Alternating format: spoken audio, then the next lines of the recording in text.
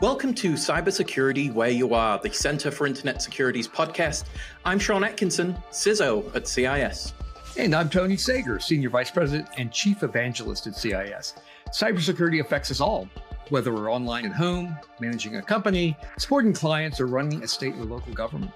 So join us on Wednesdays as we discuss trends and threats, explore security best practices, and interview experts in the industry. Together, we'll clarify these issues, creating confidence in the connected world.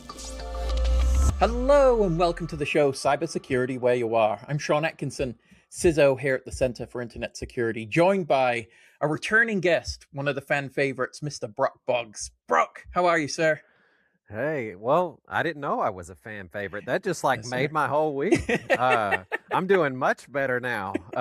No pressure though. Don't want to let any of the fans down, but I'm doing really well. Thank you so much for having me back on. Absolutely. So Brock, we're going to talk about how you've used the CIS policy templates, looking at governance, control capability, identifying where you apply security control within your infrastructure and your organization, really how that's affected your approach. So what initially motivated you and your team to adopt the CIS policy templates? So, and I know we've done a few other podcasts, so I may reference things there without, Sure. Viewers can always go back in and listen to the other ones. But what really got me started was my superintendent asking us to create a cybersecurity program for our school district back in 2019, 2020. Senate bill came out in Texas asking public schools to stand up a couple different things, put some security measures in place. And even though charter schools didn't have to do that, which is where I work right now, public charter school, we wanted to do it. We didn't want to have to wait until someone told us to secure. We went on ahead and moved forward with that. So that really started our journey. And then the question was what to do. So we did a cybersecurity assessment to the Texas Cybersecurity Framework, which is what was available to schools to choose to use. And that was based off of NIST. And then from that point, it was, okay, how do we implement all these findings? Coming from a place that had no program, you can only imagine how many findings there were. So it was, okay, what do we do? How can we start building security posture within our organization? And so probably for the next 6 months to a year, I was Googling. Man, I wish I would have had Gemini or Copilot to help me back in those days. But I was Googling, trying to figure out what to do with no real baseline knowledge. And so I spent that first year trying to make an IT security policy manual. I think I had found something from SANS or maybe HISN. It was some sort of template that had stuff. And that's really what I built our entire first manual off of. And here I am putting my blood, sweat, and tears into this manual. I've never made one of these before. And I'm thinking, wow, this is just chock full of such good information. How much more can I fit in there? You know what I mean? So it read more like some kind of courtroom document than it did anything else. And me not knowing anything, I thought, well, 60, 80, 100 pages, single spaced, no space. This is perfect. This is exactly what will secure my school. And needless to say, my executive team did not agree with me. It got shot down almost immediately. So I went from nothing to governmental level clearance all in the span of one meeting. And it got rejected, and wisely so. And so then the question was, well, what do I do next? And that's where the CIS controls and the policy templates came into play. Well, that's, I've been through similar situations myself, is trying to meet an organization where it is trying to define security controls. How detailed should I be? Should I go through every operational plan and it becomes a standard operating procedure for every control? There's a few thousand pages of goodness that we can have everybody consume, because that once it's written, everybody understands. I think that's the way I've framed it, Brock, before. And then the reality sets in. And so I've been through these sort of these strategies, as it were, as how do we also think about aspirational elements too? Because One of the things, we'll jump into some of the more contextual elements of how you've applied the policy templates. But one of the things I also look at is when it becomes aspirational, but then when it becomes a fiction, and it's, you've got the best written security program that ever existed, and then when you try to audit, it's, well, these two things do not match. So this becomes a complete fallacy in terms of your underlying security posture. And I've had people that have kind of believed the policy is their environment, and when you look at their environment, is, oh dear.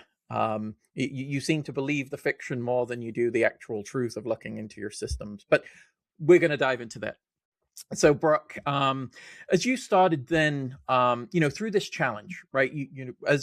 And we should, reference definitely the podcasts that you've been on before, because what it does, it sets up really the scenario of where you were put. And I think a lot of people in organizations that are either maturing their cybersecurity program have sat in your seat, right? That they're, in your shoes right now. And these elements that you've described, and again, have really been, I think it's something, if I say it, it's one thing, right? I represent the organization, but from a membership perspective, for someone who's been able to absorb and been supported by, and, the output that you've generated yourself and really under your own volition, that's a lot more powerful message. And so when you started with this, what did your policy landscape even look like? Was it just outdated documents? There's no documents? Was there, we have to react to this requirement from Texas, and so we're going to start kind of from scratch and build it, to the letter of the law, as it were? Well, when I had gotten to Cityscape, they didn't have an IT department, so it was kind of building it from scratch. So you spend those first couple years just creating baselines, not including cybersecurity, like technology support, ticketing, account management, just basic things. I'm unpleased to say the only IT reference policy you would ever find is in the HR employee manual. I think we got a page and a half. You know what I mean? And Yep. if that doesn't secure you, I don't know what will. Especially since everyone signs it. You know what I'm saying? Sure. Because signatures mean as much as that piece of paper. So yeah, that was what I was going into. All this is about a page and a half. And the funny part of this is I started working on this about the same time we have our HR director coming in, and she was revamping the HR manual. So you have two major departments at the same time, trying to catch up with the times, trying to create good baselines across the organization, which I found actually helped because they were already used to going through a policy manual and auditing it and talking about it and reviewing it. But yeah, that was what it looked like in the beginning, was either all word of mouth, nothing really written down, and definitely nothing annually or ever approved, probably. It was always the assumption, well, they just know, right? I mean, they came from other schools. They have to know this is how it is. And like you said, those assumptions can definitely hurt you in the short term and in the long term. You can't just assume people know or assume that document's doing something. It's going through training, verifying. So that's kind of what it looked like in the beginning for us. And I'll never forget, it was at the ISAC Annual 2023. That was my first ISAC I ever got to attend. And I sat, my policy manual had been rejected. I was kind of down in the dumps, but CIS was kind of bringing me out of that. I had learned about a tool called SysCat. In a previous podcast, you get to hear me and Maureen talk about that. So I go to ISAC Annual 2023, and I sit in a session with Josh Franklin, and he's talking about these wonderful things called CIS controls. And I'm like, wow, those sound good. I'm understanding what Josh is talking about. Those sound like the answer to my problem. And then I went, and I love the tracks that were set up for the ISAC annual event, because I just kind of followed that track. And then I learned about a tool called CSAT. And I'm like, oh, wait a minute. So you have these controls, you have this tool to help you measure your controls. And in that, they talked about your policy templates. And it was like the heavens had opened and rays of sun were shining down on me. I finally had a roadmap I could follow that my school district could benefit from.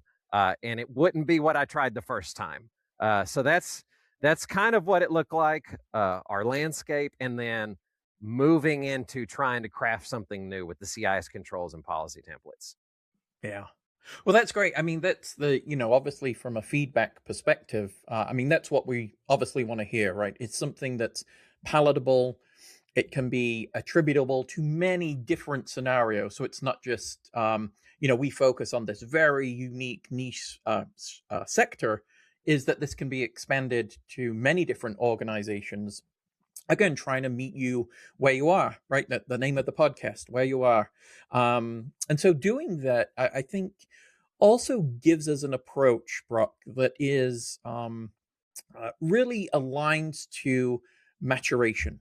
Is either if you're starting or you're continuing to improve, or you want to see that continuous improvement. I think there's always a capability, there's always something that we're providing that can help you either navigate that path or see the path in a different light. And I like this. I'm using the light from those rays that came out of the heavens during that session. But here, when we think about templates too, it's not every template can be, written in such a way that you can immediately adopt. It takes customization. It takes contextualization. Were there any templates that were easier to adopt than others, or some that just required, look, it gives me the framework, but I've got to, put in the effort, as it were, to make this both relevant, actual, and also something that can be audited? Yeah, there definitely were, and I knew going in from the first time I submitted the manual, my first try, very word heavy, no graphics, no illustrations, nothing. It read like law. And I knew that wasn't what I needed to go through. So I had, for my organization, okay, it needs to be lean, to the point, not overstuffed. And what I loved was, they came in Microsoft Word documents. So being able to go through, just kind of edit it on the fly, of course, leaving the core CIS materials there, pulling out some of the descriptors and leaving in some of the more leaner information. Because again, the first time around for our organization, I knew, as much as I actually still use the descriptions and the breakdowns and the explanation, I knew our executive team was looking for something lean, something to the point. And so that's what I did. Some of the easier ones that we were already doing, the enterprise asset management policy, I found really easy to implement because we were doing a lot of those things already. But I'm sure what helps listeners out there right now, you're more than likely doing some of these. It's just not documented. There's not a process. There's not a policy. There's not a procedure, even though you do it every week or every month or every year. And that's what we started discovering. It really took the mystery out of how are we going to do all these things and broke it down to, oh, I'm already doing 40% of this, 30% of this. Same thing. There's a malware policy template. There's an account management policy template. I found those were easy wins, kind of made us feel good as a team, like, okay, we're doing this, but we need to document it and we need to put a process behind it. And that's actually been probably one of the biggest benefits, I know, to me and my team, is procedures. This made us start writing down procedures. And that has helped us if people have been out on leave, someone gets sick, someone has a baby. It's like, okay, things don't just stop and we scramble. We started here, we made a procedure tied to here, let's go there and let's do that. So definitely found some good, quick, easy wins. And again, like you said, we tweaked it. I think our password length for the password management policy got tweaked a little bit to meet our needs. We maybe didn't need 15 or 18 characters. We brought it down to 12. Small things like that. But again, the way they're written and given to you in a Word document, it's very easy to find and replace. You know what I mean? To edit and then turn them into PDFs later once they're approved. Wonderful. Little string I want to pull a thread on there in terms of momentum for documentation. But we're going to take a quick break, Brock, and then we'll be right back to talk about that. Talk about collaboration with stakeholders, integration of other CIS tooling, and then really what's one thing you would want other SLTTs to follow in this space. But with that, we'll be right back. Ever feel like cybersecurity is a giant jigsaw puzzle and someone forgot to give you the corner pieces? Or the box lid, the table, or the time. Exactly. That's where the CIS Secure Suite platform comes in.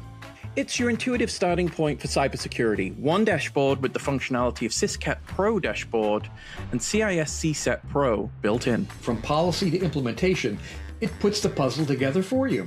CIS controls, check. CIS benchmarks, double check. And it's built for CIS Secure Suite members. You're getting a streamlined experience with the guidance that turns data into decisions. Like seeing where your biggest risks are and knowing exactly what to do next.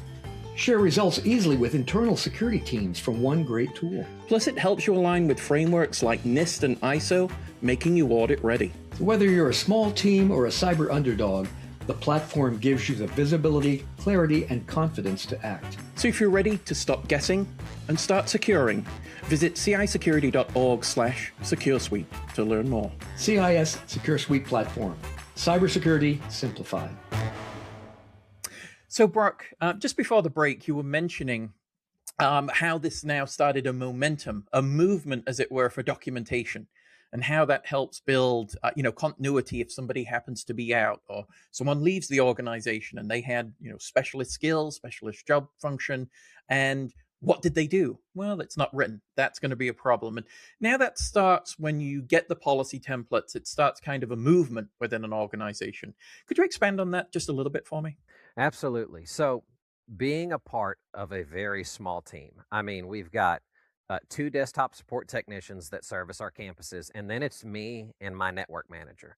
And so we each take one side of the brain, depending on which day it is. But we move in sync together. But as you grow, you delegation of duties and things like that. My hands aren't in all the things they had to be when I got started. So he's taken on more roles and responsibilities. So now we're moving in the same direction, but we each have different things that we're working on. And what we found once we got the policy templates in and we started looking at things and really describing our account management, that seems like something everyone has to do. So we'll just focus on that. We sat down, we talked about what that looked like, and then it was, okay, here's the baselines on how we manage our accounts for our staff and our students.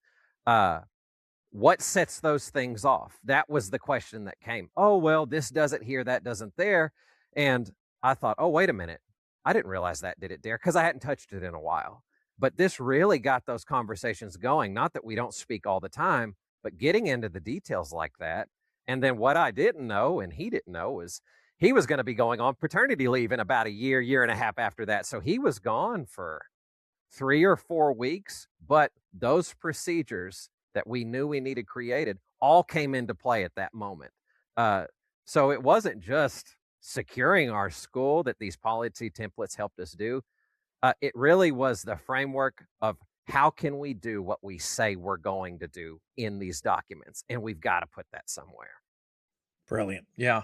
Well, I think that's one of the lessons learned that I see, from an operationalization piece as well. It gives you kind of where the rubber meets the road. This is what we do in order to affect both the implementation, the providing services, capabilities to the schools, teachers, stakeholders in the community. So important. And I think when you start to write that down, it actually gives an appreciation of the amount of work that you actually do. And that's something transferable back to, as you say, it was a small department. We've started to grow. Being able to provide that in such a way that is definable is like, we've got 15 standards of practice here that require this amount of work, this amount of people or resource in order to execute effectively.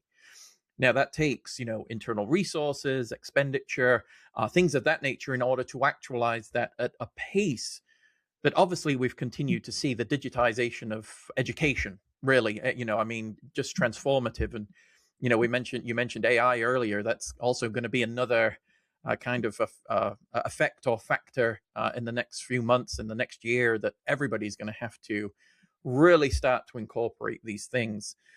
But Brock, as we look at those, and you mentioned it here, was we have to involve stakeholders. One of the things when I started at CIS was just, party of one, Sean, in terms of here's the policy, here's what we're going to do. And what it took was time to integrate that into others' practices versus a dictation, as it were. more of it, not negotiation, but an alignment to their processes to one, make it effective and it work for, in our case, the business. Do you find that in the same thing with education in the school?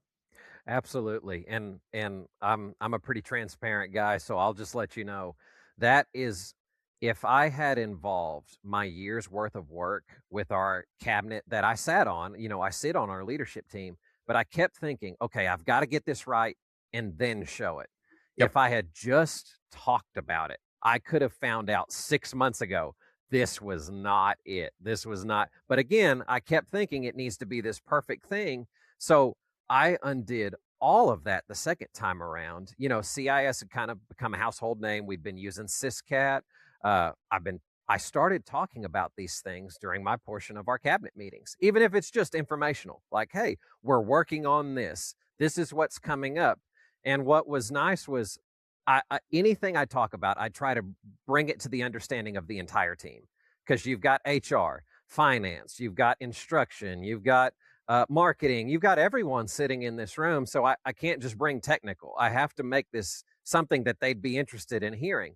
So, really refining that art of breaking down technical things into layman's everyday descriptions and terms really helped when this next iteration came around. Not only was it easier to understand because of the templates I used, but I had been talking about it the entire time I was working on it. So there was no big surprise. There was no, and then I kept talking about it because, like you said, just because you have the paper doesn't mean anything. You've got to train, you've got to teach, you've got to keep it on the forefront of your mind.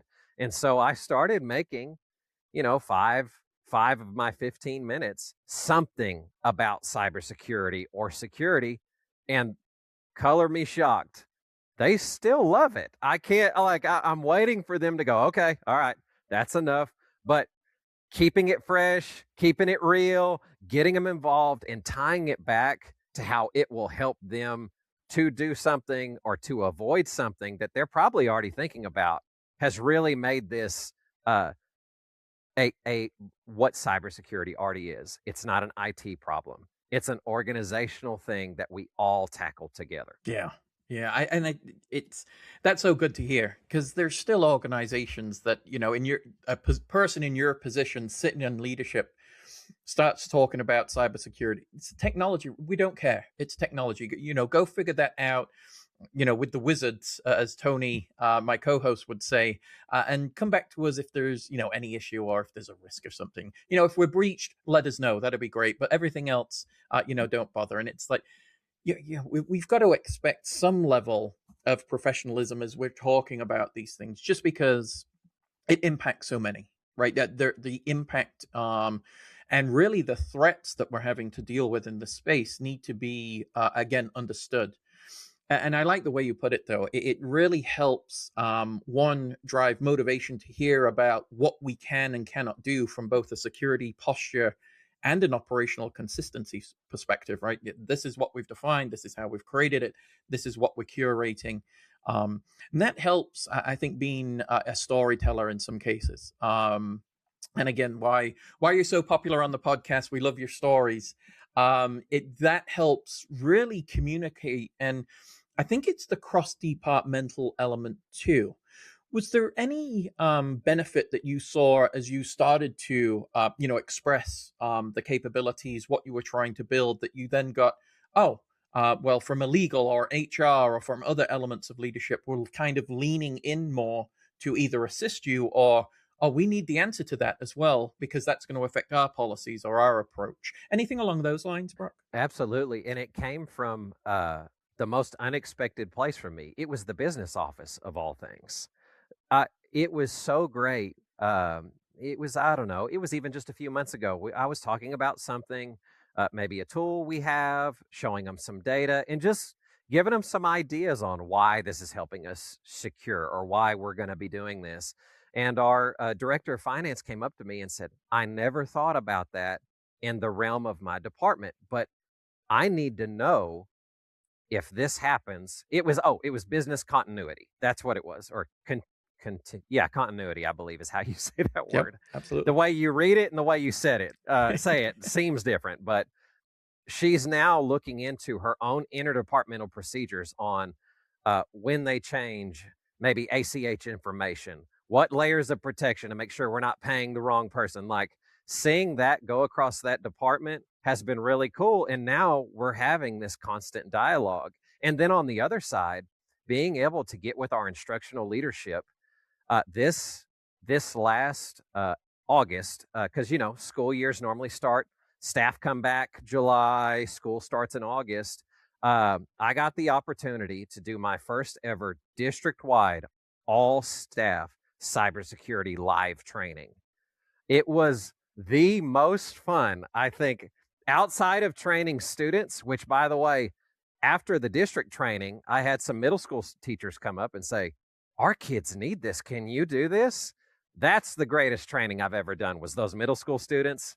But that was so much fun. And again, getting this practice of doing it with cabinet, I mean, I had pictures of my cat in this presentation. I was doing anything I could to take as much air out of the room as possible, because you don't want to get your one chance and blow it. You know what I mean? Like, and so keeping it down to earth, making it all related to what they do in the classroom. None of those things would have happened had I not been able to capture the attention of the cabinet at the very beginning of this process. That's brilliant. I mean, those are the feel good stories, right? Where not only is it that you're continuing to evangelize an approach to security, document it, build capability, but now others want to hear that and see the value. I mean, you can't pay for that, really. I mean, that's where it really it starts to. And I don't know if you agree with this, Brock, but it's where you see the difference you're making, and that you've taken it upon yourself. You know that you have these requirements, again coming down from the state, but then being to actualize those and then evangelize and provide. Really, I'd also consider it kind of a public service too. Like you say, students need to hear this, administrators need to hear this. This is everybody's problem. And, so in the policies, we will always define, security is everybody's responsibility. Don't come looking at me. We're all responsible in a lot of cases. That is potent. I mean, talk about a motivation to continue the work and continue to do this. But my question, Brock, is, as you, from your IT director role, did you ever see yourself being this evangelist and educator as well, and having kind of teaching responsibility? Did that come into your mind as you started on your journey? No, I thought, hey, the servers are running. We've got a firewall. Do the kids have devices? Does everyone? Back then, it was change your password every 6 weeks or something. You know how that line always moves. It's just, but no, I thought the most I would ever do is do a training on, how not to burn your technology to the ground. Like, that was as high as I thought I'd ever fly in the K-12 space. So no, all these things, everything I've learned, when I signed up to be an IT director, I did not think, I don't even think I had heard the word cybersecurity more than a handful of times in the K-12 space. So no, this was not on my radar. Yeah, that's amazing. And again, though, I think as the approach that you've taken is one: openness, willingness to fail, and willingness to adopt and adapt yourself. And I think a lot of people are a little bit well, I should know this, or I don't want to ask for help. That this is my responsibility, and I want to focus this myself, and I'll figure this out. And as we start to build community, and as we start to provide the services through CIS and many other, organizations providing a lot of guidance in the space, I feel it's more enriched in the community, that we can feel, in some cases, and I'll use the word vulnerable, not from attack, but vulnerable in ourselves to ask a question, or that we should, feel free to do that. And I think it's huge evangelization through both the podcast and obviously your work, that we've got to be able to ask those questions. And if we don't, I think we just do ourselves a disservice. We will get to great faster if we ask those questions earlier. And that leans into both your collaboration internally and my own experiences. we've got to work across departmental. It's not just, we've had the Department of No, right? Don't come to ISO because they're going to say Yeah. no. So we'll do Yeah. something and then beg for forgiveness after. That's not going to work, right? That we've got to enable organizations, enable our stakeholders, and I just it's emblematic of what you've done and being able to build. And again, throughout this third episode, is to continue to push really the best approach to getting to maximum impact as quickly as possible. Does that resonate with you, Brock? Absolutely. Being I years and over a decade ago, I heard someone talk about the Department of No, you know what I mean? And Yep. being the yes if, yes but instead. You know what I mean? Be open, don't just shut things down. That really started that changed my whole mindset of IT was, oh, we don't have to say no to everything. You know what I mean? People might start liking us more. Not that they need to like us, but if they get to know us and we get to know them, it's a lot easier to build that business relationship going forward. And there's this not that I have a huge presence on LinkedIn, but when I'm putting stuff on there, there's a hashtag that I really like that I've seen and I put on almost everything that I do, and it's better together. That really is the truth. The work of silos is a thing of the past. It may have gotten us to a certain point, but we have got to start working together on these things, not just me together with my business department, my HR team, but us together as a cybersecurity community, which is why I really like what CIS is doing. They've got member portals where you can get in different sectors and get ideas and things like that. It's all great because we really are better together. Absolutely agree.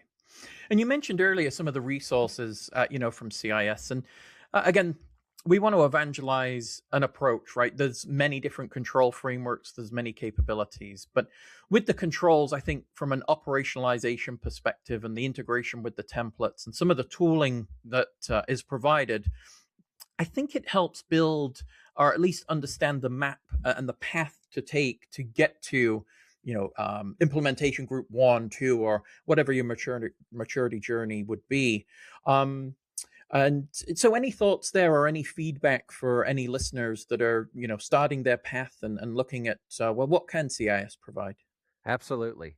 Well, I'll let you know right now. We went with when we got started, it was Controls version 8, and we went with Implementation Group 1.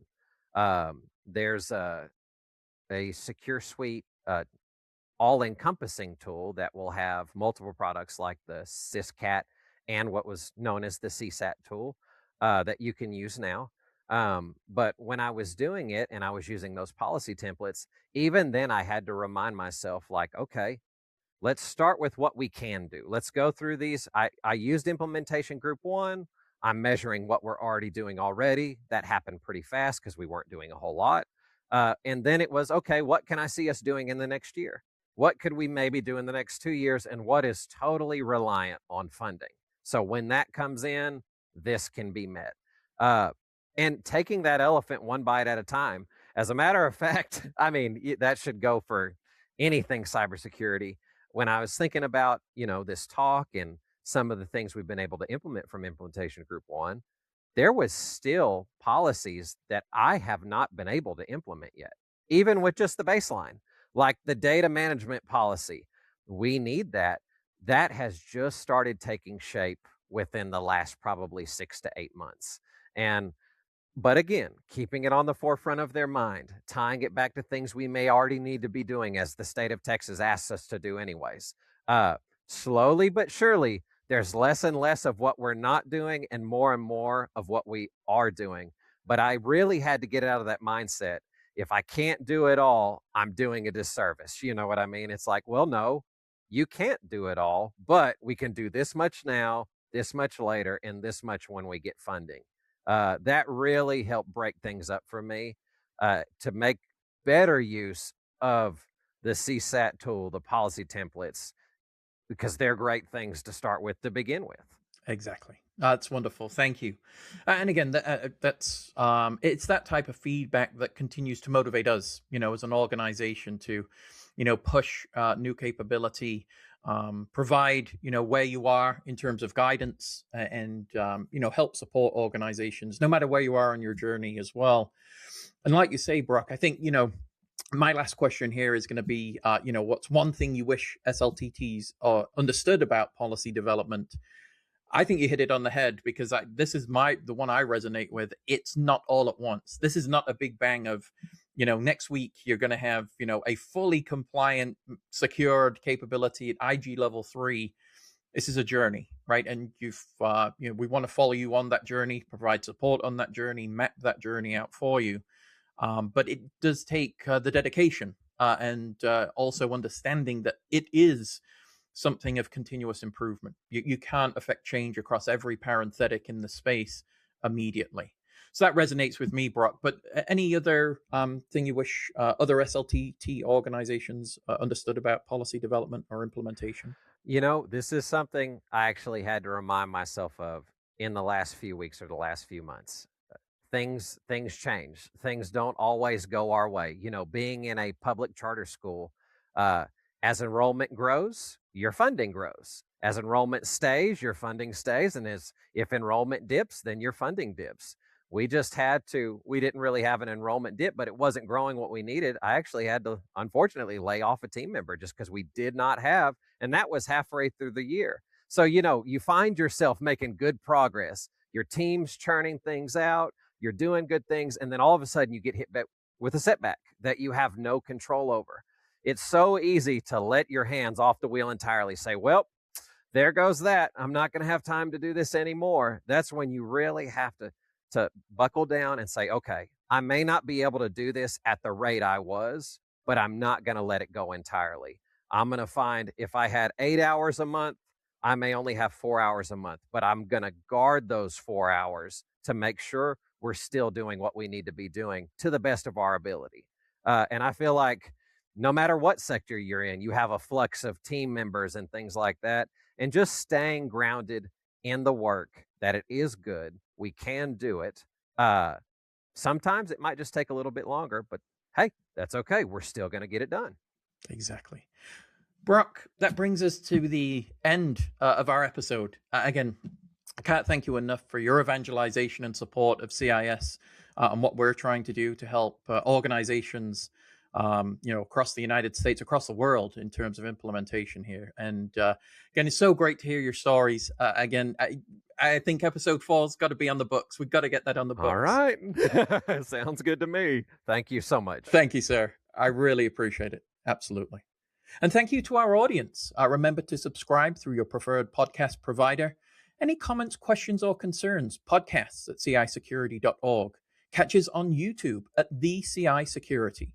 And with that, we'll talk to you soon. Thank you for listening to the podcast today. The thoughts and opinions expressed by our podcast guests are solely theirs and do not necessarily reflect those of CIS. Tune in on Wednesdays for a new episode. And in the meantime, visit our website at cisecurity.org. Together, we'll continue our efforts of creating confidence in the connected world.